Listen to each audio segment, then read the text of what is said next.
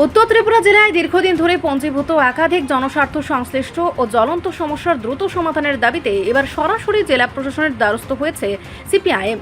মঙ্গলবার ধর্মনগরের দলের উত্তর ত্রিপুরা জেলা কমিটির পক্ষ থেকে জেলা শাসকের দপ্তরে গিয়ে একটি বিস্তারিত স্মারকলিপি জমা দেওয়া হয়।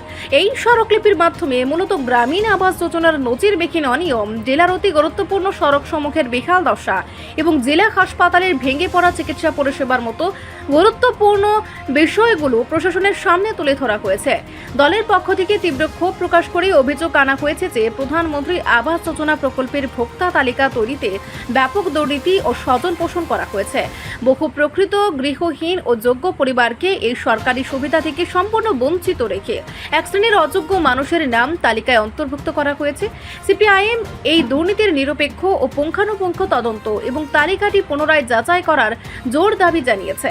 এর পাশাপাশি ধর্মনগর থেকে কদমতলা, জোর কালভার্ট থেকে লালছড়া, ধর্মনগর থেকে হাফলং এবং কদমতলা থেকে রানীবাড়ি সহ পানিসাগরের বেশ কিছু অত্যন্ত গুরুত্বপূর্ণ সড়কের বেকাল দশা সংস্কারের জন্য বলা হয়েছে। সড়কগুলোর বেকাল অবস্থার দ্রুত অবসান ঘটিয়ে নির্মাণ কাজে কঠোর মান নিয়ন্ত্রণের দাবিও তুলে ধরা হয়। একই সঙ্গে স্মারকলিপিতে উত্তর ত্রিপুরা জেলা হাসপাতালের বেকাল চিকিৎসা পরিকাঠামো নিয়ে গভীর উদ্বেগ ও ক্ষোভ প্রকাশ করা হয়েছে। হাসপাতালের জীবনদায়ী বিশেষজ্ঞ চিকিৎসকের তীব্র সংকট, অচল আইসিইউ ও ডায়ালিসিস ইউনিট, দীর্ঘদিনের বিকল জেনারেটর এবং ব্লাড ব্যাংকে প্রতিনিয়ত চলতে থাকা তীব্র রক্তের ঘাটতির মতো মারাত্মক সমস্যাগুলো দ্রুত নিরসনের দাবি জানিয়েছে। সিপিআইএম নেতা অভিজিৎ দে সংবাদ মাধ্যমকে জানান যে সম্পূর্ণ সাধারণ মানুষের মৌলিক চাহিদার কথা মাথায় রেখেই এই জনস্বার্থমূলক দাবিগুলো প্রশাসনের কাছে পেশ করা হয়েছে। তারা আশা করছেন প্রশাসন খুব দ্রুত এসব সমস্যা সমাধানে কার্যকর ও দৃশ্যমান পদক্ষেপ গ্রহণ করবে।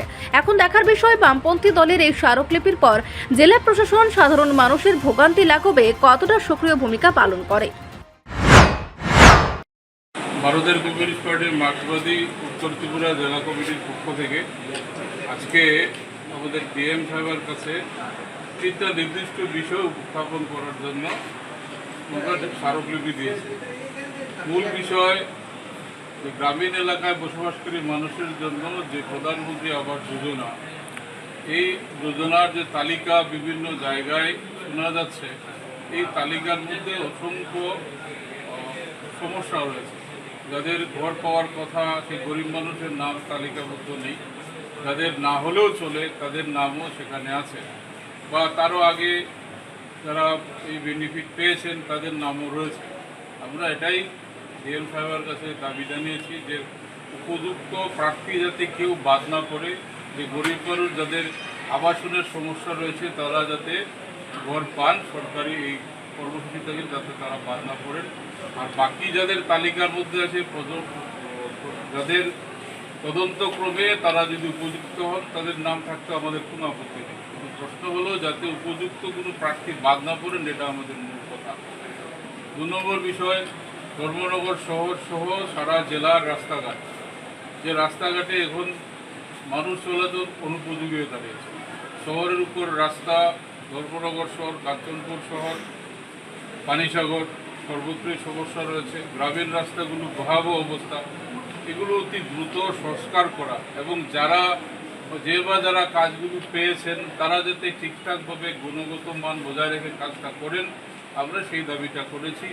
এবং অতি দ্রুত, বর্ষা আছে এটা বলে এটা পিছানো যাবে না, কারণ এই রাস্তার ভাঙার অবস্থাটা এই একদিনে হয়নি, দিন দিন যা ভাঙতে ভাঙতে সেই জায়গায় গেছে যে এখন মানুষ চলাচলই করতে পারেন না, অসুস্থ মানুষদের নিয়ে পৌঁছা যায় না, হাসপাতালে পৌঁছতে পারে না, তাদের জীবন আশঙ্কা দেখা দেয়, এই সব সমস্যা।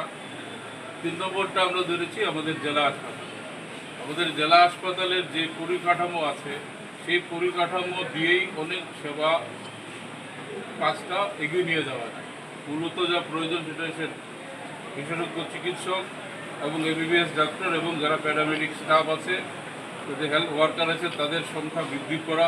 ডায়ালিসিস ইউনিটটা এখন 3 তলায় আছে, এটাকে যারা ডায়ালিসিস করেন তারা শারীরিকভাবে দুর্বল থাকেন, অসুস্থ বলেই তো ডায়ালিসিস হচ্ছে, তাদের যাতে ডায়ালিসিস ইউনিটটা নিচের তলায় নামানো যায় যাতে তারা সেখানে খুব সহজে ডায়ালিসিস করাতে পারেন, সে ব্যবস্থা করা। ব্লাড ব্যাংকে নিয়মিত রক্ত সঞ্চয় করা, তার মতো একটা পরিবেশ তৈরি করা, যারা রক্তদান করেন তাদের উৎসাহিত করা, এবং যে কাঠামো রয়েছে সেই কাঠামোটাকে সঠিকভাবে যাতে রক্ষণাবেক্ষণ করা যায় সেটা সুনিশ্চিত করা। আর আমাদের মহকুমা হাসপাতাল এবং জেলা হাসপাতাল যেটা পরিচালনার মধ্যে যে ত্রুটিগুলো ডিএম সাহেবও স্বীকার করেছেন, এই ত্রুটিগুলো অতি দ্রুত যাতে সমাধান হয় সেটা যাতে ব্যবস্থা করে যায় সে দাবিটাই আমরা করি। এই তিনটা মুখ্য বিষয় নিয়ে আমরা আজকে ওনার সঙ্গে বেরোবো। রিপোর্ট সংবাদ প্রতীক্ষা।